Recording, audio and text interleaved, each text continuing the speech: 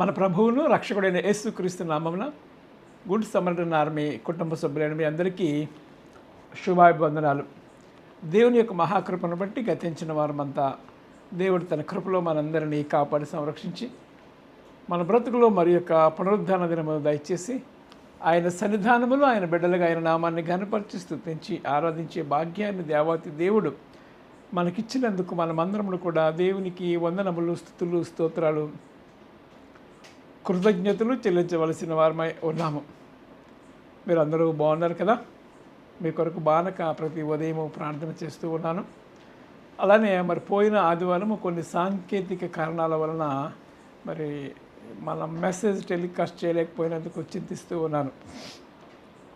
ఇది ఏమైనప్పటికీ కూడా దేవుడు తన కృపలో మనందరినీ కాపాడి ఆయన బిడ్డలుగా ఆయన రాజ్య వారసులుగా నన్ను కూడా చేయడానికి మన సజీవ లెక్కల్లో ఉంచి ఆయన బిడ్డలుగా మనల్ని కాపాడుతున్నటువంటి విధానాన్ని బట్టి మనమందరం కూడా దేవునికి స్తుతులు, స్తోత్రాలు, కృతజ్ఞతలు చెల్లించవలసిన వారమై ఉన్నాము. దేవుని యొక్క మహాకృపను బట్టి మనము మన ప్రభుని యొక్క ఆరోహణ ఆదివారంలోనికి మనం వచ్చి ఉన్నాం. మన ప్రభు యొక్క ఆరోహణ ఆదివారం కొరకు ఏర్పాటు చేయబడినటువంటి లేఖన భాగములుగా పాత నిబంధన పాఠ్యభాగముగా ప్రవక్త అయిన యెహెజ్కేలు గ్రంథము 36వ అధ్యాయము 25వ వచనం మొదలుకొని 27వ వచనం వరకు, అలానే పత్రిక పాఠ్యభాగముగా అపోస్తలుడైన పౌలు రోమీయులకు రాసినటువంటి పత్రిక 8వ అధ్యాయము 29వ వచనం మొదలుకొని 39వ వచనం వరకు, అలానే సువార్త పాఠ్యభాగముగా పరిశుద్ధులైన యోహాను గారు రాసినటువంటి సువార్త 17వ అధ్యాయము 20వ వచనం మొదలుకొని 26వ వచనం వరకు ఉన్నటువంటి లేఖన భాగములు ఈ వారము మనకు పాఠ్య అంశములుగా ఇవ్వబడి ఉన్నవి. ఈ లేఖనములను మనము ధ్యానం చేయడానికి ముందుగా పరిశుద్ధాత్మ దేవుని సహాయము, నడిపింపు కోరుకుందాం. కృపయు కనికరం గల ప్రియ పరమ తండ్రి, వందనాలు, స్తుతులు, స్తోత్రులు నాయన. దేవా, నీ కృపను బట్టి ఉదయకాల సమయంలో నీ పాసన్నిధికి రావడానికి మీరు చూపిన కృపను బట్టి వందనాలు. దేవా, గతించిన వారమంతా నీ కృపలో మమ్మల్ని కాపాడావు. మా పనుల్లో, ప్రయత్నంలో, సమస్తములో నీ కృప నుంచిన దేవా నీకు వందనాలు చెల్లిస్తూ ఉన్నాం. దేవాని సన్నిధానంలో మేమందరమును చేరి నేను స్తుతించి ఆరాధించి గణపరిచే భాగ్యాన్ని మీరు మాకు ఇచ్చినందుకు వందనాలు చెల్లిస్తూ ఉన్నాం. కొద్ది నిమిషములు నీ వాక్యమును ధ్యానింపనేటుండగా నీ ఆత్మచేత నన్ను మమ్మల్ని నింపి నడిపించి నా నోటి మాటలు, నా హృదయ ధ్యానము నీ దృష్టికి అంగీకారంగా చేయమని మహిమ పొందుకోమని ప్రియకుమారుడు రక్షకుడైన యేసుక్రీస్తు నామమున ప్రార్థించి వేడుకొనిచున్నాము తండ్రి, ఆమేన్. ఈ ఆదివారము మన ప్రభు యొక్క ఆరోహణ ఆదివారము.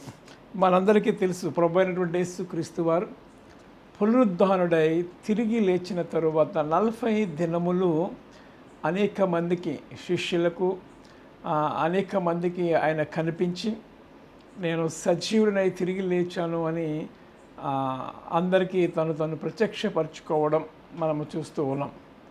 అంత మాత్రమే కాదు కానీ ఆయన తిరిగి మరలా ఆయన ఎక్కడి నుంచి వచ్చాడో అక్కడికి, అంటే తండ్రి దేవుని యొద్దకు ఆయన పరలోకమునకు వెళ్ళవలసినటువంటి అవసరత ఉన్నది కనుక ఆయన తిరిగి మరలా తండ్రి అయినటువంటి దేవుని యొద్దకు ఆయన వెళుతూ ఉన్నటువంటి విషయాన్ని కూడా మనము జ్ఞాపకం చేసుకోవాలి. ఆయన వెళుతూ ఉన్నటువంటి సందర్భంలో శిష్యులతో ప్రత్యేకముగా మాట్లాడి శిష్యులందరితో కూడా ఆయన ప్రత్యేకముగా మాట్లాడి వారిని బలపరిచి గొప్ప కమాండ్మెంట్ ఇచ్చాడు. మీరు సర్వలోకమునకు వెళ్ళి సర్వ సృష్టికి సువార్తను ప్రకటించండి. తండ్రి యొక్కయు, కుమారుని యొక్కయు, పరిశుద్ధాత్మ యొక్క నామంలోనికి బాప్తిసం ఇచ్చి వారందరినీ కూడా నా యొక్క శిష్యులుగా చేయుడి అనేటువంటి మాటను జ్ఞాపకం చేస్తూ ఉన్నాడు. ఇంకా ఆలోచన చేస్తూ ఉంటున్నప్పుడు ఆ అపోస్తుల కార్యముల గ్రంథం 1వ అధ్యాయాన్ని మనం చూస్తూ ఉంటే, అపోస్తుల కార్యముల గ్రంథం 1వ అధ్యాయములో 1వ అధ్యాయము 6వ వచనం నుండి 11వ వచనం వరకు కూడా మనము చూస్తూ ఉంటున్నప్పుడు, వారు కూడి వచ్చినప్పుడు, ప్రభువా, ఈ కాలమందు ఇశ్రాయేలునకు రాజ్యమును మరలా అనుగ్రహించదువా అని ఆయనను అడుగుగా, ఆయన కాలములు సమయములు తండ్రి స్వాధీనములో ఉంచుకొని ఉన్నాడు. వాటిని తెలుసుకున్నట్టు వలన మీ పని కాదు. అయినను పరిశుద్ధాత్మ మీ మీదకి వచ్చినప్పుడు మీరు శక్తి నొందెదరు. కనుక మీరు యెరూషలేములోను యూదయ సమరయ దేశములందంతటను భూమి దిగంతముల వరకును నాకు సాక్షులయ్యుందురని వారితో చెప్పాను. చాలా స్పష్టముగా యేసుక్రీస్తు వారు శిష్యులతో మాట్లాడుతూ మీరు భూదిగంతముల వరకు నాకు సాక్షులై ఉంటారు అని చెప్పి ఇంకేమంటాడు, ఈ మాటలు చెప్పి వారు చూచుండగా ఆయన ఆరోహణమాయను. అప్పుడు వారి కన్నులకు కనపడకుండా ఒక మేఘము ఆయనను కొనిపోయెను. ఆయన వెళ్ళుచూ ఉండగా వారు ఆకాశం వైపు తేరి చూచుచుండరి. ఇదిగో తెల్లని వస్త్రమును ధరించి ఉన్న ఇద్దరు మనుషులు వారి యొద్ద నిలిచి, గలిలయ మనుషులారా, మీరెందుకు నిలిచి ఆకాశం వైపు చూచుచూ ఉన్నారు? మీ యొద్ద నుండి పరలోకమునకు చేర్చుకొనబడిన ఈ యేసే ఏ రీతిగా పరలోకమునకు వెళ్ళుట మీరు చూచితిరో ఆ రీతిగానే ఆయన తిరిగి వచ్చనని వారితో చెప్పిన. దేవుని నామానికి మహిమ కలుగును కాక. ఈ మాటలో ఉన్నటువంటి ఆంతర్యాన్ని మనం ఆలోచన చేస్తూ ఉంటున్నప్పుడు ప్రభు అయినటువంటి యేసుక్రీస్తు వారి యొక్క రెండవ రాకడ కూడా ఆ రీతిగానే ఉంటుంది అని మనకు చాలా స్పష్టంగా అర్థమవుతుంది. ఆయన ఏ రీతిగా వెళుతూ ఉన్నాడో పరలోకానికి, ఆ రీతిగానే మళ్ళీ రాబోతూ ఉన్నాడు అనేటువంటి విషయాన్ని జ్ఞాపకం చేస్తూ ఉన్నాడు. అయితే ఆయన నిజానికి రాబోతూ ఉన్నాడు, మనందరికీ తెలుసు. అయితే ఆయన పరలోకానికి ఆరోహణమై తిరిగి మళ్ళీ రెండవ రాకడ లేక రెండవసారి మధ్యాకాశానికి వస్తూ ఉన్నటువంటి సందర్భాన్ని జ్ఞాపకం చేస్తూ ఉన్నప్పుడు ఈ గ్యాప్లో మనం చేయవలసినటువంటి బాధ్యతను దేవుడు మనకిచ్చాడు.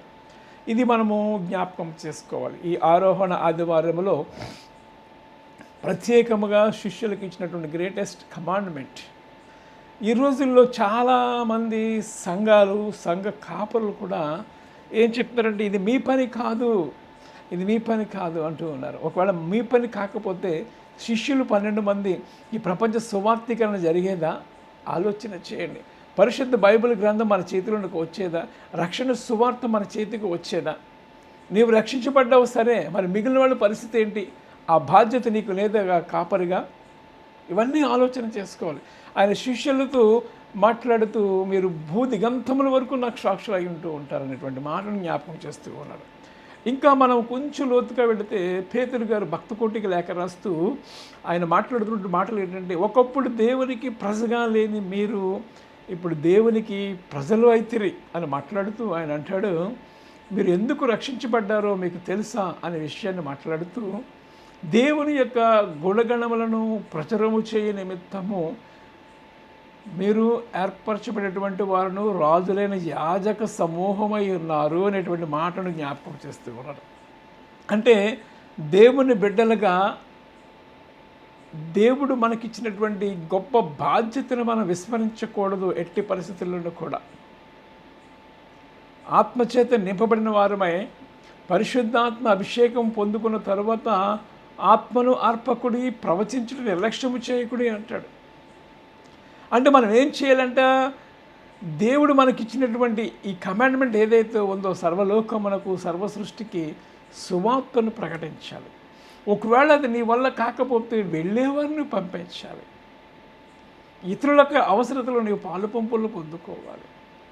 వారికి నీవు చేతనటువంటి చేయూతనిచ్చేట ద్వారా ఈ దేవుడిచ్చినటువంటి ఈ కమాండ్మెంట్లో నీవు కూడా పాలు భాగస్తుడవు అవడానికి అవకాశం ఉంది అనే విషయాన్ని మనము జ్ఞాపకం చేసుకోవాలి.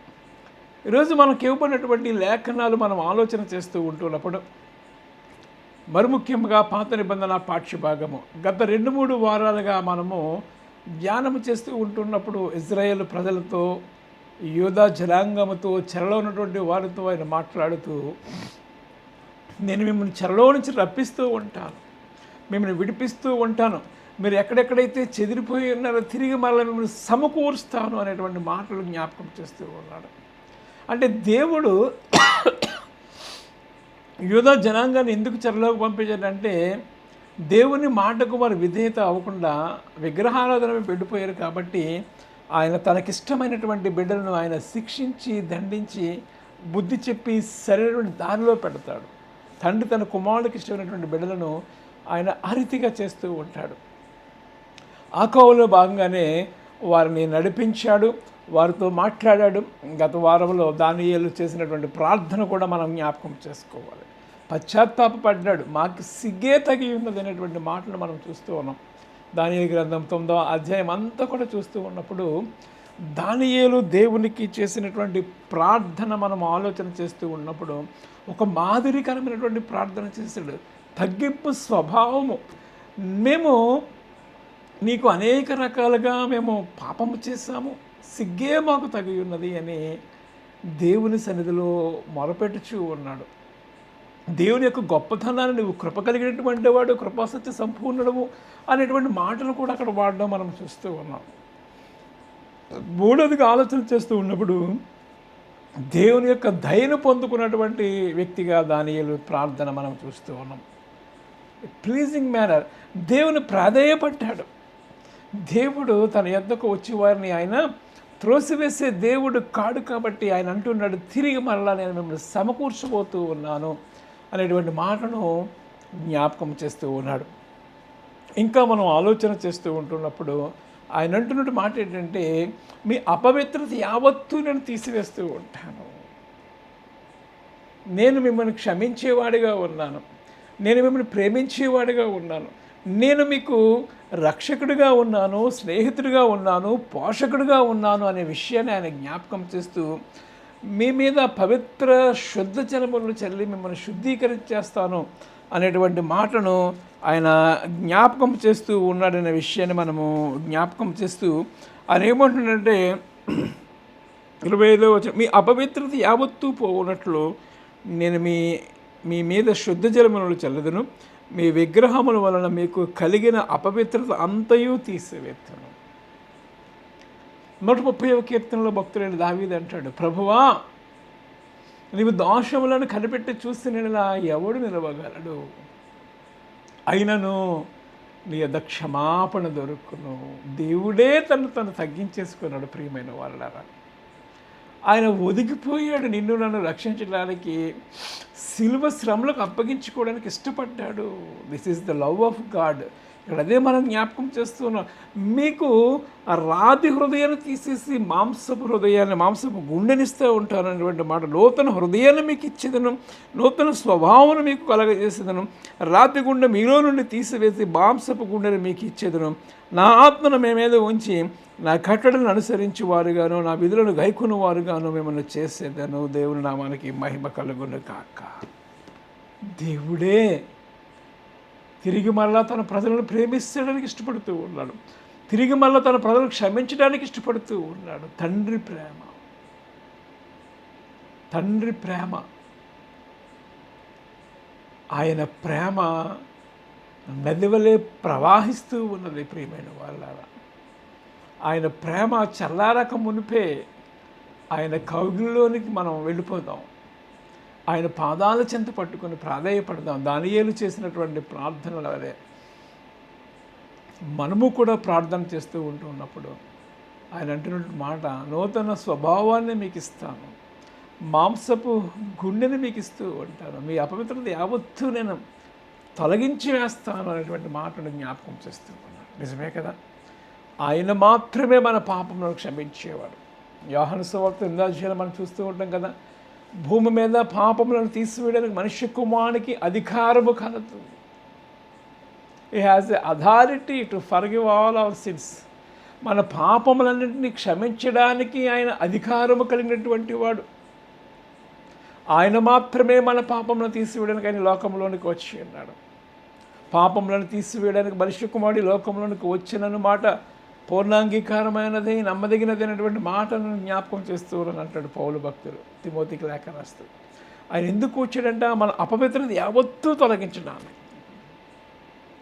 శుద్ధ హృదయాన్ని మనకి ఇవ్వడానికి, నూతన ఆత్మతో మనం నింపడానికి ఆయన ఇష్టపడుతూ ఉన్నాడు. ఇశ్రాయేలు ప్రజలతో మాట్లాడుతూ ఉన్నాడు, నీతోను నాతోను కూడా మాట్లాడుతూ ఉన్నాడు. ప్రియమైన వాళ్ళ, క్రీస్తు రక్తములో కడగబడినటువంటి అనుభవంలోనికి మనం వస్తూ ఉన్నప్పుడు మనము ఆయన బిడ్డలుగా ఆయన స్వారూప్యంలోనికి మారిపోయి ఆయన కొరకు జీవించేవారుగా ఉండాలని ఆయన ఆశపడుతూ ఉన్నాడు. మనము జ్ఞాపకం చేసుకోవాలి. ఇదే యెహెజ్కేలు గ్రంథము 11వ అధ్యాయము 19వ వచనం. 11వ అధ్యాయం 19వ వచనం కూడా మనం ఆలోచన చేస్తూ ఉంటున్నప్పుడు,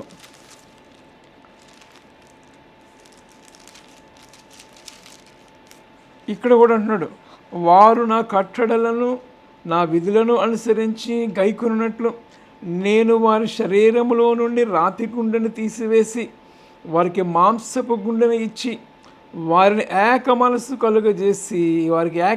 కలగజేసి వారి యందు నూతన ఆత్మను పుట్టించెదను. అప్పుడు వారు నాకు జనులై ఉందురు, నేను వారికి దేవుడై ఉందును. దేవుని నామానికి మహిమ కలుగును కాక. ఇది దేవుడే చేసే కార్యం, నీ వల్ల నా వల్ల కూడా అయ్యేది కాదు. 130 కీర్తన మళ్ళీ ఆలోచన చేస్తూ ఉంటున్నప్పుడు, ప్రభువా ఎవడు నిలవగలడు నీ ఎదుట అంటాడు. నువ్వు దోషములను కనిపెట్టి చూసినది ఎలా, ఎవడు నిలవగలడు అనేటువంటి మాట నిజమే. ఎవరు నిలవగలుగుతూ ఉంటాం? మనం నీతి యావత్తు మురికి గుడ్డ వలె ఉంటుంది, కానీ మన అపవిత్రత యావత్తూ కూడా ఆయన తీసివేయడానికి ఇష్టపడుతూ ఉన్నాడు. దేవుని మనకి మహిమ కలుగును గాక. నిన్ను నన్ను శుద్ధి చేయడానికి పాపులమైనటువంటి మన పాపమంతా ఆయన మీద వేసుకుని తన పవిత్రత మనకి ఇచ్చేస్తాడు. అందుకంటే ఆయన కుమారుని యేసుక్రీస్తు రక్తము మిమ్మల్ని ప్రతి విధమైన పాపము నుండి విడిపించును. కుమారుని యేసుక్రీస్తు రక్తము మిమ్మల్ని ప్రతి విధమైన పాపములను విడిపించి నిత్యరాజ్యమునకు వారసులుగా చేస్తూ ఉంటుంది. యేసు రక్తము తప్ప ఇంకే రక్తము మన పాపములను విడిపించలేదు. రక్తము రక్తము రక్తము అమూల్యమైన రక్తము. ఎలాంటి రక్తం? అమూల్యమైనది, మన పాపంలో నుండి మనం విడిపించేది పరిశుద్ధులైనటువంటి యేసు రక్తం మాత్రమే. కాబట్టి ఆయన అంటూ ఉన్నాడు, నేను మీతో ఉంటాను, మీరు నాకు జనులై ఉందురు, మీకు నూతన స్వభావాన్ని ఇస్తూ ఉంటాను, మాంసపు హృదయాన్ని, మాంసపు గుండెని మీకు ఇస్తూ ఉంటాను, రాతి హృదయాన్ని నేను తీసేస్తూ ఉంటాను. నిజమే, ఇశ్రాయేలు ప్రజలు ఎన్నెన్నో ఆశ్చర్య కార్యాలు వారు చూస్తారు. ఐగుప్తు దేశం నుండి, బానిసత్వం నుంచి దేవుడు విడిపించిన తరువాత ఎన్నో మేలులు, అగ్నిస్తంభముగాను మేఘస్తంభముగాను ఉన్నాడు, ఆహారం ఇచ్చాడు, బండ నుండి నీళ్ళు రప్పించాడు, వారి దెబ్బలు తగలకుండా, వారి కాళ్ళు లాగకుండా, వారి వస్త్రాలు మాయకుండా, వాళ్ళకి చెమట పట్టకుండా ఎన్నెన్నో ఆశ్చర్య కార్యాలు చేసినప్పటికీ కూడా వారు దేవుని విడిచిపెట్టేశారు. అందుకే వారికి శిక్ష ఇచ్చాడు. అయితే ఆయన అంటున్నటువంటి మాట ఏంటంటే, నేనే నీ పాపములన్నీ కడిగి వేస్తూ ఉంటాను, నేను శుద్ధి చేస్తూ ఉంటాను, నూతన హృదయాన్ని మీకు ఇస్తూ ఉంటాను అనేటువంటి మాటను ఆయన జ్ఞాపకం చేస్తూ ఉన్నాడు. ప్రియమైన వాళ్ళారా, ఆయన ఇంకేమంటున్నటువంటి, ప్రయాసపడి భారపోయిస్తున్నటువంటి వాళ్ళారా, నా యొద్దకు రండి, నేను మీకు విశ్రాంతి కలగజేస్తాను, నా యొద్దకు వచ్చి మీరు నేర్చుకోండి. కమ్ టు మీ, నా దగ్గరికి రండి, నేర్చుకోండి అనేటువంటి మాటను జ్ఞాపకం చేస్తున్నాను. మీ భారం నా మీద పెట్టండి, మీకు తేలిక చేస్తాను అనేటువంటి మాటను జ్ఞాపకం చేస్తూ ఉన్నాడు.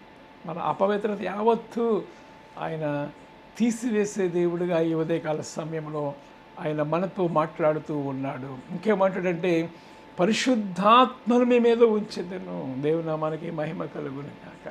ఇప్పుడు కృపాకాలంలో ఉన్నాం. తండ్రి దేవాతి దేవుని కుడిపార్శ్వమున యేసుక్రీస్తు వారు ఆరోహణమై పరలోకంలో ఉంటే, ఇప్పుడు భూమి మీద పరిశుద్ధాత్మ దేవుడు నీడవలే మనల్ని వెంబడిస్తూ ఉన్నాడు. ఈ పరిశుద్ధాత్మ దేవుని పని ఏంటంటే, మనలను సర్వసత్యములోనికి ఆయన నడిపిస్తూ, యేసుక్రీస్తు వారు ఏ విషయాలు అయితే బోధించాడో ఆ విషయాలన్నీ కూడా మనకు రివీల్ చేస్తూ సరైనటువంటి మార్గంలో నడవడానికి ఆత్మదేవుడు మనకు సహాయపడుతున్నాడు. దేవుని నామానికి మహిమ కలుగును గాక.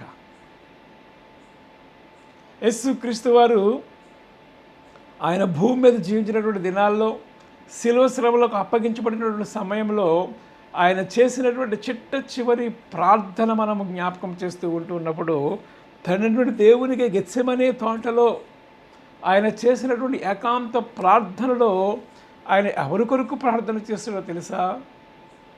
నీ కొరకే ఆయన ప్రార్థన చేస్తాడు, మన కొరకే, నా కొరకే ఆయన ప్రార్థన చేస్తాడు.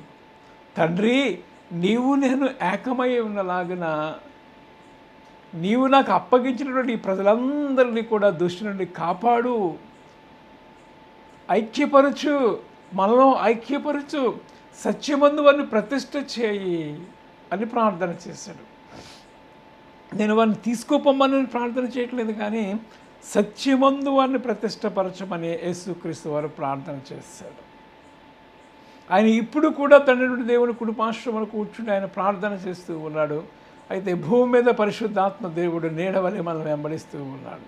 అందుకే అంటాడు కదా 8వ అధ్యాయంలో, అటువలే ఆత్మయు మన బలహీనతను చూసి మనం ఏ రీతిగా ప్రార్థన చేయవలనో మనకు తెలియదు, కానీ ఆ ఆత్మ తానే మన పక్షముగా ఉచ్చరింపసఖ్యము కానీ మూలుగులతో ఆయన ప్రార్థన చేస్తూ ఉన్నాడు అనేటువంటి మాటను జ్ఞాపకం చేస్తూ ఉన్నాడు పౌలు భక్తుడు. పరిశుద్ధాత్మ దేవుని గురించి పౌలు గారు మాట్లాడినటువంటి విషయాన్ని మనం ఆలోచన చేస్తూ ఉంటే, ఆత్మదేవుడు, దేవాతి దేవుడు ఆత్మరీతిగా మన మధ్య సంచారము చేస్తూ ఉన్నాడు.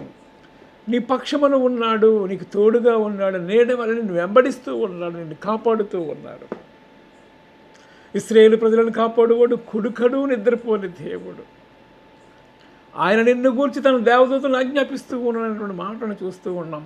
అయితే ఇక్కడ ఉన్నటువంటి మాట ఏంటంటే, ఆత్మయు మన బలహీనతను చూసి మనం ఏ రీతిగా ప్రార్థించాలో మనకు తెలియదు కానీ అనేటువంటి విషయాన్ని జ్ఞాపకం చేస్తూ, ఆత్మ తానే మన పక్షముగా విజ్ఞాపనము చేయించు ఉన్నాడు అని మాట్లాడుతూ ఈరోజు ఏమంటూ ఉన్నాడు, ఇట్లుండగా ఏమందము దేవుడు మన పక్షముగా ఉండగా మనకు విరోధి ఎవడు? దేవుడు మన పక్షముగా ఉండగా, నీవు దేవుని బిడ్డగా ఉండగా, నీవు దేవునికి ప్రార్థన చేస్తూ ఉండగా, దేవాతి దేవునికి నీవు నీ విజ్ఞాపన ప్రార్థనలు యాచనలు నువ్వు చేస్తూ ఉంటూ ఉండగా నీకు విరోధి ఎవడుంటాడు అనేటువంటి విషయాన్ని ఇక్కడ పౌలు మాట్లాడుతూ ఉన్నాడు. ఇంకేమంటాడు, దేవుడు మన పక్షముగా ఉండగా మనకు విరోధి ఎవడు? తన సొంత కుమారుని అనుగ్రహించుటకు వెనుతీగా మన అందరి కొరకును ఆయన అప్పగించిన వాడు ఆయనతో పాటు సమస్తమును మనకెందుకు అనుగ్రహించడు? చక్కని ఒక వాగ్దానం ఎష్యూరెన్స్ ఇస్తూ ఉన్నాడు. ఏమని అంటే, తన ప్రియ కుమారుని ఆయన మన కొరకు సిలువలో బలిపశువుగా అర్పించేశాడు కదా. తన కుమారుని వెనుతీయడానికి ఆయన వెనకడుగు వేయలేదు కాబట్టి ఆయన నీకు ఎందుకు అనుగ్రహించాడు? అన్నీ ఇస్తూ ఉంటాడు. కాబట్టి నువ్వు దాసుడము కాదు కుమారుడువే అనేటువంటి మాటను ఇక్కడ జ్ఞాపకం చేసి, అందరి కొరకు ఆయన అప్పగించిన వాడు ఆయనతో పాటు సమస్తమును మనకు ఎందుకు అనుగ్రహించాడు? దేవుని బిడ్డలుగా దేవాతి దేవుడు మనకు ఎన్నో వాగ్దానాలు ఇచ్చాడు. ఆ వాగ్దానములన్నీ మనం స్వతంత్రించుకోవాలి అంటే ఆయన స్వరూప్యంలోనికి మనం మారిపోవాలి. ఆయన బిడ్డలుగా మనం మారిపోవాలి. తండ్రి తన కుమారుని ఏదైనా అడుగుతూ ఉన్నప్పుడు తండ్రి ఇవ్వకుండా ఉంటాడా? ఖచ్చితంగా ఇస్తాడు. ఎందుకంటే తన కుమారుడు తన తండ్రిని అడగకపోతే ఇంకెవరిని అడుగుతూ ఉంటాడు? పక్కింటిని అడుగుతూ ఉంటాడా? అడగడు కదా. అడిగినా ఇవ్వడు. అందుకే తండ్రి బాధ్యత ఏంటంటే తన బిడ్డలకు కావాల్సిన అన్నీ కూడా సమకూర్చే దేవుడు. దేవుని నామానికి మహిమ కలుగును కాక. ఈ ఉదయకాల సమయంలో క్రీస్తు చేసినంత మహిమైశ్వర్యంలో దేవాతి దేవుడు మన ప్రతి అవసరము తీర్చబడును కాక. ఆయన అదే మాట్లాడుతూ తన సొంత కుమారుని ఇస్తే మనకి ఇవన్నీ ఎందుకు ఇవ్వడు? అన్నీ ఇస్తూ ఉంటాడు. అయితే మనము అడిగి పొందుకునే రీతిగా మనం ఉండాలి. ఆ అర్హత మనము సంపాదించుకోవాలి. ఆ అర్హత మనం సంపాదించి క్రీస్తుతో నా తండ్రి నా డాడీ అని మనము అడిగే స్థాయిలోనికి మనం వెళ్ళిపోవాలి. దేవుడు కోరుకున్నది కూడా అదే. అడుగుడి మీకు ఇవ్వబడును, వెతుకుడి దొరుకున తట్టుడు తీయబడుతూ ఉంటుంది. అంటే అడిగేవారిగా మనం ఉండాలి, పొందుకునేవారిగా మనం ఉండాలి, దేవునితో సహవాసము చేసేవారిగా ఉండాలి. ఆయన స్వరూప్యములకు మనం మారిపోయేవారిగా ఉంటున్నప్పుడు ఈ వాగ్దానములన్నీ కూడా దేవుడు మనకి ఇవ్వబోతూ ఉన్నాడు. దేవుడు నా మనకి మహిమ కలుగును కాక. ఇంకేమంటూ ఉన్నాడు, అంతే కాదు అని మాట్లాడుతూ, దేవుని చేత ఏర్పరచబడిన వాడును, నేరము మోపబడేవాడు, నీతిమంతులుగా తీర్పు తీర్చేవాడు దేవుడే, శిక్ష విధించేవాడు ఎవడు? చనిపోయిన యేసుక్రీస్తే. అంతేకాదు, మృతుల్లో నుండి లేచిన వాడును, దేవుని కుడిపార్శ్వమున ఉన్నవాడును, మన కొరకు విజ్ఞాపనము చేయవాడును ఆయనే. దేవుని నామానికి మహిమ కలుగును గాక. ఇప్పుడు ఆయన ఏం చేస్తూ ఉన్నాడో యేసుక్రీస్తు వారు అంటే, తండ్రి దేవుని కుడిపార్శ్వమున ఆయన ఆశీనుడై ఉండి నీవు నేను చేసే ప్రతి ప్రార్థన తండ్రికి అప్పగిస్తూ ఉన్నాడు. ఇదిగో ఈయన కుమార్తె, ఈయన కుమారుడు ప్రార్థన చేస్తూ ఉన్నాడు అని ఆ ప్రార్థన విజ్ఞాపనలన్నీ కూడా ఇది అడుగుతున్నాడు అని తండ్రికి మొరపెట్టుచూ ఉన్నాడు. దేవుని నామానికి మహిమ కలుగును గాక. పరలోకములో తండ్రి దేవునికి మొరపెట్టుచూ ఉన్నాడు. తండ్రి దేవునికి యేసుక్రీస్తు వారు మొరపెట్టుచూ ఉన్నారు. భూమి మీద పరిశుద్ధాత్మ దేవుడు నీ కొరకు మొరపెట్టుచూ ఉన్నాడు. నీడ వలె వెంబడిస్తూ ఉన్నాడు. కాబట్టి ఇక్కడ అంటున్నటువంటి మాటలు మనం చూస్తూ ఉన్నప్పుడు ఏమంటే క్రీస్తు ప్రేమను మనల్ని ఎడబాపువాడు ఎవడు? వాళ్ళు మాట్లాడుతూ శ్రమ అయినను, బాధ అయినను, హింస అయినను, కరువైనను, వస్త్రహీనత అయినను, ఉపద్రవమైనను, ఖడ్గమైన మనల్ని ఎడబాపున ఇందును కూర్చి వ్రాయబడినది ఏమనగా, నిన్ను బట్టి దినమెల్లా మేము వధించబడినటువంటి వారము, వధుకు సిద్ధమైనటువంటి గొర్రెలమైన మేము అంచబడిన వారుగా ఉన్నాము. అయినను మనలను ప్రేమించు వాని ద్వారా మనము వీటన్నిటిలో అత్యధిక విజయము పొంది ఉన్నాము. మరణమైనను జీవమైనను అంటున్నట్టు మాట, మరణమైనను జీవమైనను, దేవదూతులైనను, ప్రధానులైనను, ఉన్నవైనను, రాబోవునైనను, అధికారులైనను, ఎత్తైనను, లోతైనను, సృష్టించబడినటువంటి మరి ఏదైనను మన ప్రభు అయినటువంటి యేసు క్రీస్తునందలి దేవుని ప్రేమ నుండి మనల్ని ఎడబాపునేరవని నేను రూఢిగా నమ్ముచ్చు ఉన్నాను అని మాట్లాడుతూ ఉన్నాడు. ఎంతో అనుభవంతో దేవునితో సహవాసము కలిగినటువంటి పౌలు గారు మాట్లాడుతూ ఉన్నాడు. క్రీస్తు ప్రేమ నుండి మనల్ని విడదీసేది ఏదీ లేదు. అది శ్రమ అవ్వచ్చు, కరువు అవ్వచ్చు, హింస అవ్వచ్చు, ఉపద్రవం ఏదైనప్పటికీ కూడా దేవుడు మనకు తోడుగా ఉన్నాడు. దేవుని నామానికి మహిమ కలుగును గాక. ఆయన అదే అన్నాడు, యుగ సమాప్తి వరకు సదాకాలం నేను మీతో కూడా ఉన్నాను, నా ఆత్మ మీద ఉంచి ఉన్నాను అని మాట్లాడుతూ ఉన్నాడు. కాబట్టి దేవతి దేవుడు తన ఆత్మను మన మీద ఉంచి మనలను ఎప్పటికప్పుడు సరిచేస్తూ నడిపిస్తూ ఉన్నాడు. కాబట్టి పరిశుద్ధాత్మ అభిషేకం మనం పొందుకున్న వారమే క్రీస్తుకి బిడ్డలుగా, క్రీస్తుని ప్రకటించేవారుగా మనం ఉందాం. అట్టి కృప పరిశుద్ధాత్మ దేవుడు సదా మనందరికీ దయచేయనుగాక. ఆమె దేవానికి వందనాలు చెల్లిస్తూ ఉన్నాం. బిడ్డలందరినీ దీవించి ఆశీర్వదించి నీ కృపలో వర్ధలింప చేయండి. ఈ ఆరోహణ ఆదివారంలో తండ్రి దేవ, నీవు మాంసపు హృదయాన్ని ఇస్తానన్నావు, నూతన స్వభావాన్ని ఇస్తానన్నావు. మా కొరకు నువ్వు ప్రార్థన చేస్తూ ఉన్నాం. మేమును కూడా నీ యొక్క ఆత్మను పొందుకొని నీ బిడ్డలుగా ముందుకు సాగుటకు నీ కృప అనుగ్రహించండి, దీవించి ఆశీర్వదించండి. చిన్న బిడ్డలు మొదలుకొని వృద్ధుల వరకు ప్రతి ఒక్కరిని పేరు పేరున దీవించి ఆశీర్వదించి నిత్య రాజ్యమునకు వారసులుగా చేయమని ప్రియకుమారుడు రక్షకుడు యేసుక్రీస్తు నామమున ప్రార్థించి వేడుకొనుచున్నాము తండ్రి.